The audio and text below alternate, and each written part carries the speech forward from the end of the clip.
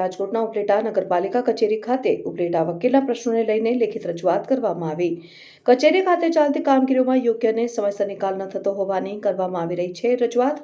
નગરપાલિકા કચેરી દ્વારા વકીલોના અપમાન ન થાય તેમજ વકીલો સાથે દુર્વ્યવહાર ન કરવામાં આવે તેવી કરવામાં આવી રજૂઆત। ઉપલેટા વકીલ મંડળના પ્રમુખે ઉપલેટા નગરપાલિકાના ચીફ ઓફિસરને કરી લેખિત અને મૌખિક રજૂઆત। ઉપલેટા નગરપાલિકામાં આવતા અરજદારોના પણ સમયસર કામ ન થતા હોવાની બાબતને લઈને રજૂઆત કરીને સમયસર કાર્ય કરવાની કરી માંગ। રિપોર્ટર સરફરાજ કોડી, તન્ના ન્યૂઝ। હું ઉપલેટા બાર એસોસિએશનનો પ્રમુખ જિગ્નેશ ડી ચંદ્રવાડિયા।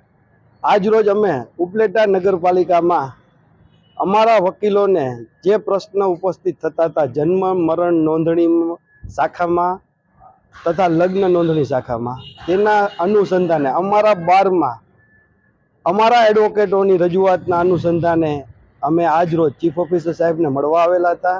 અમારી જે રજૂઆત હતી અમે લેખિતમાં રજૂઆત કરેલ છે અને લેખિત રજૂઆત વકીલોની જે રજૂઆત છે એ સામાન્ય પ્રજાની પણ રજૂઆત છે, જેથી અમારી અરજી જે છે અમારી રજૂઆત છે એનો તત્કાલ નિકાલ કરવામાં આવે।